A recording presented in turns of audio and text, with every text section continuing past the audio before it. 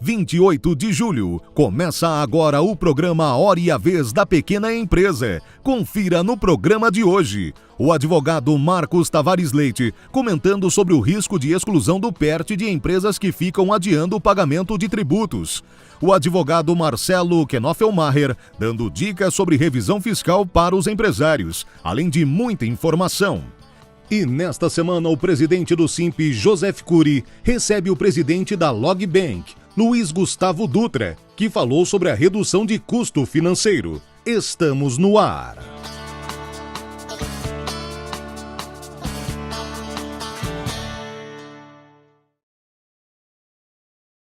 O fisco fecha um cerco sobre o que ele mesmo chama dos viciados em refis. Seriam contribuintes que costumeiramente fazem a adesão aos planos de recuperação tributária, de regularização tributária e depois, imediatamente depois, deixam de fazer o pagamento das suas parcelas e cumprir, portanto, com os pagamentos tributários. Mais de 700 contribuintes já foram excluídos do PERT, do Plano Especial de Regularização Tributária, e mais 4.000 estão em evidência, estão em meios de serem excluídos também. No que diz respeito à exclusão, tem que ser adotados critérios, pois muitas vezes, ou muitos contribuintes estão sujeitos a essa exclusão simplesmente por problema sistêmico do próprio fisco ou às vezes por uma informação inadequada ou incompleta. Portanto, é fundamental que essa fiscalização tenha também um caráter orientador, no sentido de mostrar ao contribuinte aonde há a falha e dê oportunidade para que ele possa se corrigir. O bom contribuinte, aquele que quer se manter formal e regular, ele simplesmente precisa dar oportunidade para poder retomar a sua regularidade. Hoje no Brasil nós ainda estamos num momento de crise muito séria. Portanto, é difícil ainda para que muitos consigam cumprir com todas as suas obrigações, tributárias inclusive, mas não só essas, principalmente porque a economia ainda não anda na velocidade que se espera. Por isso, a importância de orientar e de permitir que a regularização se mantenha.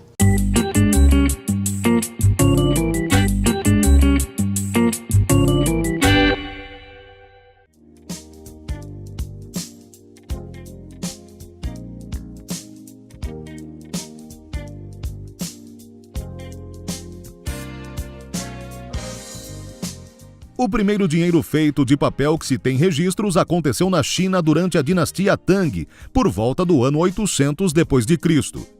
Ele era conhecido como dinheiro voador, pois, diferentemente do metal que era usado na época como moeda, o papel voava com a brisa dos ventos. O dinheiro em papel foi inventado pois era difícil para se locomover com grandes quantidades de dinheiro em moedas feitas de ouro e prata. Então, para facilitar as viagens longas, o governo começou a emitir dinheiro em papel. Essa, você sabia?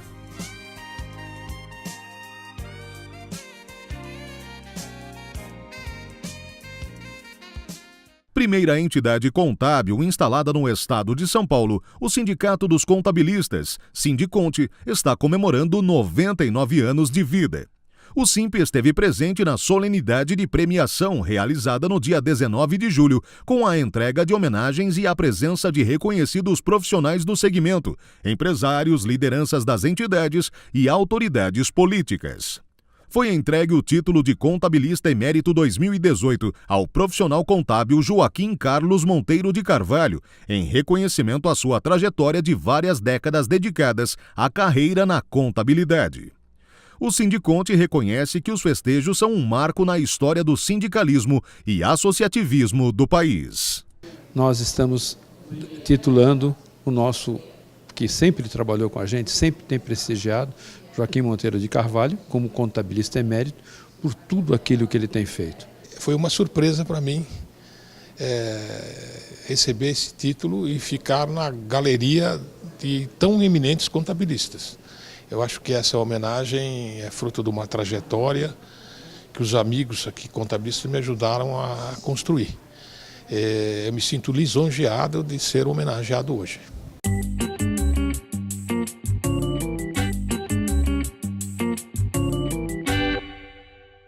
É muito importante as empresas fazerem uma revisão fiscal de seus negócios. Como proceder? o que pode acarretar se uma revisão formal feita. Acompanhe a análise do advogado Marcelo Knoffelmacher.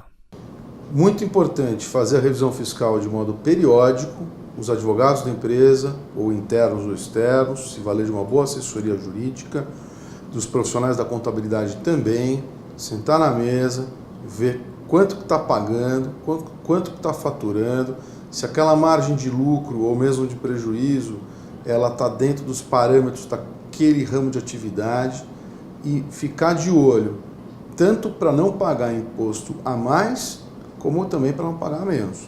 É muito importante gestão de custo, né? As empresas estão todas cortando custo, mas é muito importante distinguir o que é custo e o que é um investimento.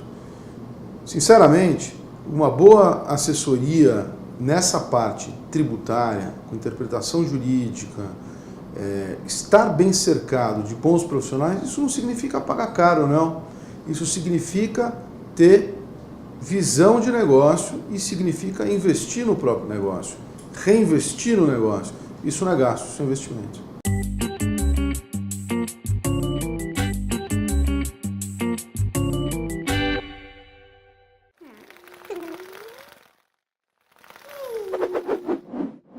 Até o dia 21 de outubro, o Museu da Imagem e do Som recebe a mega exposição Hitchcock, Bastidores do Suspense, em homenagem ao mestre do suspense Alfred Hitchcock. Através de experiências imersivas e interativas, a mostra leva ao público um panorama da vida e obra do consagrado diretor. Para quem não sabe, ele se ocupava de todas as etapas e processos de seus filmes, desde o argumento inicial ao pré-roteiro até a finalização e edição dos filmes, passando pela direção de arte e direção de fotografia. O MIS fica localizado na Avenida Europa, número 158. Visite!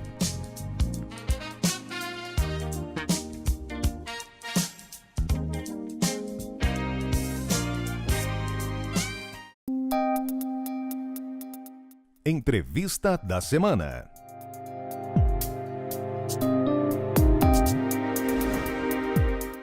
Um dos grandes desafios para as empresas é a redução do custo financeiro.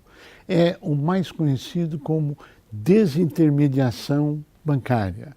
E esse é o nosso tema de hoje, onde o nosso convidado Dutra, que é o presidente da Logbank, vai falar sobre o tema. É um prazer tê-lo conosco. Obrigado, prazer estar aqui também. O que vem a ser o Logbank, que é um banco digital? Bom, em 2013, o Banco Central do Brasil, junto com o Congresso Brasileiro, editaram uma legislação, uma lei, que é conhecida como 12.865. Essa lei é a lei que permite a criação das instituições de pagamento e dos arranjos de pagamento também.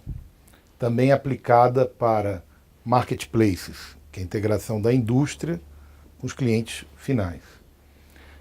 Em 2014, 2015, 2016, 2017, o Banco Central editou várias normas abaixo da lei.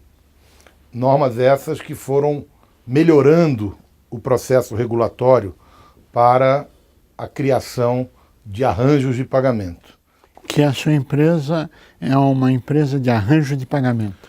Na verdade, nós somos uma instituição de pagamento com o foco em banco digital, que na verdade nós não somos um banco, nós somos uma instituição de pagamento com alguns serviços para as empresas, para as pessoas físicas, e tudo isso regulado por essa lei que eu citei, que é a 12.865. Como que é a operação propriamente dita e como reduz o custo para as empresas? Bom, hoje a Logbank ela é dividida em dois grandes blocos. O primeiro bloco são as contas gráficas, as contas de pagamento para a pessoa jurídica. E o segundo bloco são as contas para a pessoa física. Então, uma empresa que quer ter uma emissão de boleto, ou uma máquina de cartão, ou um TEF, que é a transferência eletrônica de fundos para utilizar o cartão junto com a emissão do comprovante fiscal. A Logbank tem todo esse tipo de solução para melhorar o dia a dia das empresas. Obviamente que os bancos, eles são extremamente importantes para essa cadeia produtiva no Brasil e vão continuar sendo. Porém, o Banco Central viu que numa camada acima dos bancos vêm as instituições de pagamento, podendo fazer soluções como, por exemplo, a Receita Federal aprovou uma norma que é chamada Lei do Salão Parceiro, que permite que, por exemplo, o dono de um salão de beleza possa ter vários profissionais trabalhando para ele ou para ela e que permita a divisão do pagamento das clientes direto para a conta corrente das profissionais que trabalham no salão. Isso começa com a abertura de conta. Perfeito. Como é que se abre uma conta? Então, tanto a conta da abertura da pessoa física como da pessoa jurídica é feita via internet, no site logbank.com.br ou através do aplicativo no celular, que está nas lojas da Google Play, para celular Android, e está nas lojas para Apple, que é chamado iOS. Então, a pessoa baixa o aplicativo. Se for pessoa física, só precisa tirar uma foto do rosto, tirar uma foto do comprovante de residência e uma foto do CNH, que é a carteira de motorista, que ali tem o CPF também. Caso a pessoa não tenha carteira de motorista, serve o RG, que também tem o CPF. Então, tendo o RG ou a carteira de motorista, mais o comprovante de residência e uma foto tirada no próprio aplicativo, a pessoa tem a conta na hora. No caso das empresas, além das fotos dos sócios, precisa ter o CNPJ da empresa e precisa ter o contrato social da empresa, para ver quem são os sócios. Quanto custa a abertura da conta? O nosso banco digital, a pessoa física e jurídica, a conta é zero na abertura. O pagamento é feito mediante uso. Então, se a pessoa abrir a conta sem ter a maquininha do cartão, que é o POS, sem ter o cartão pré-pago, que são elementos como esse aqui, isso tudo é vendido à parte. Só a conta para pessoa física e para pessoa jurídica é gratuito. E para ele movimentar a conta? Depende do tipo de movimentação. A movimentação de pagamento de contas é gratuito. A movimentação para recarregar o celular é gratuito. Agora, quando a pessoa precisa fazer um saque no banco 24 horas, tem uma tarifa. Ela precisa fazer uma TED para transferir para algum amigo ou parente ou alguma empresa que ela precisa fazer um pagamento. Aí tem um custo por TED. Vocês se enquadram como fintech, Dutra? Sim, nós somos uma fintech. Esse foi um ponto que realmente, antes de investir em qualquer segmento, um ponto muito importante é avaliar o lado regulatório. Do ponto de vista regulatório, o Banco Central, que é um órgão seríssimo, com profissionais de extrema qualidade, e o Brasil nesse ponto, tanto no Banco Central como na Receita Federal, são instituições extremamente fortes e sólidas. E o Banco Central, quando fez essa regulação, ele fez essa regulação já pensando em ajudar a melhorar o cenário competitivo através das fintechs. Então, hoje, existem centenas de fintechs. Obviamente que o nível de mortalidade, entre aspas, é muito alto, porque, obviamente, não são todas que darão certo e não são todas que estão dando certo. Porém, o Banco Central, na meu ver, fez uma estratégia extremamente inteligente. Em 2013, ele abriu uma lei e depois ele foi regulando, através de normas, para reduzir o risco sistêmico. Então, tem uma norma chamada 3765, por exemplo, que é uma norma que obriga os arranjos de pagamento, as instituições de pagamento, a terem uma conta de liquidação na Câmara Interbancária de Pagamento, que é a CIP. Que vocês têm? Nós temos. Nós temos, dentro da nossa holding, nós fazemos parte da PinBank Holding. Então nós temos a Logbank, a PinBank Brasil e a Polocred. O que cada uma delas faz? Então, a PinBank Brasil é plataforma. A Logbank ela é focada no atendimento de nicho. Então, nós da Logbank, além de operarmos com a própria marca Logbank, nós desenvolvemos projetos que a gente chama de white label, que são projetos para segmentos de mercado. Por exemplo, nós somos sócios do PagSuper Bank, que é um white label da Logbank, junto com o Super Agendador, para atender o mercado de cabeleireiros. Então nós temos, por exemplo, o Pague Todos, que é um white label junto com o Cartão de Todos, que hoje tem mais de 1 milhão de famílias que utilizam esse cartão. E assim vai, nós temos o Pink Pay, por exemplo, que é um white label para focados em revendedoras de cosmético da Mary Kay, de um parceiro nosso que tem a marca própria.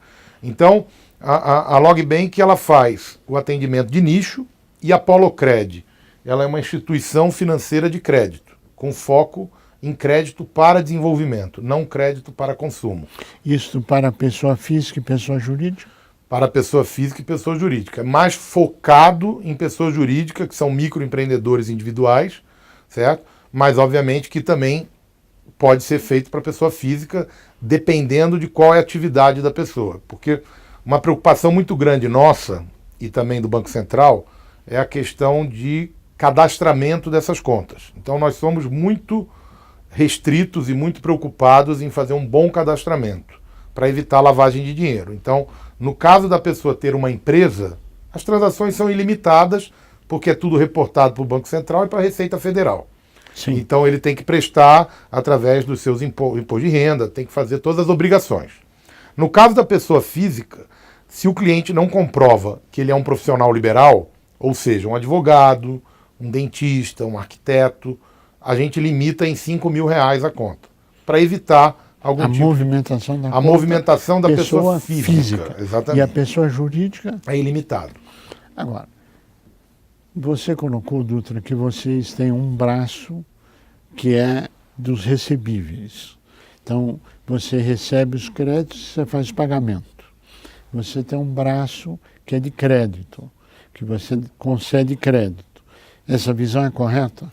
Mais ou menos. Não é que nós concedemos crédito, porque nós não somos banco. Sim. Nós temos parceiros que fazem concessão de crédito. Então, a Polocred, ela é uma instituição que tem o código 093 dentro da CIP para poder oferecer crédito. Então, o cliente Logbank, ele pode contratar um crédito da Polocred e usar a conta da Logbank para receber esse dinheiro. Por intermédio da Logbank. Da Logbank. A gente faz a aproximação, coloca a Polocred, da mesma forma que tem outras instituições, inclusive fintechs. Tem uma que está vindo para o Brasil agora, vai ser lançada agora em agosto, chamada AirFox, que também é um parceiro nosso. Então, e assim vai. Tem vários tipos de empresa que são focadas, inclusive o Banco Central agora permitiu o crédito chamado peer-to-peer, que é um microcrédito entre as pessoas, você pode fazer esse tipo de crédito. Então, nós não entramos nisso, nós operando direto, mas permitimos que a nossa plataforma, obviamente dentro da lei, seja utilizada por empresas como, por exemplo, a AirFox e outras que estão vindo fazendo microcrédito produtivo. Certo?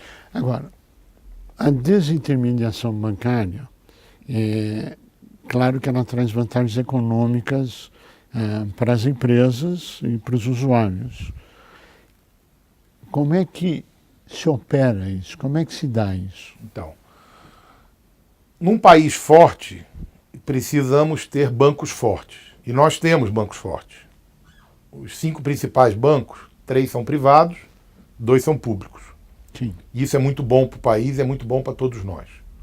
Quando fala assim, desintermediação bancária, vou dar alguns exemplos para que fique mais fácil a gente tangibilizar isso. Primeiro ponto é a questão que o Banco Central, através de uma outra norma, permitiu a portabilidade para o pagamento de remuneração do funcionário através de contas de banco digital.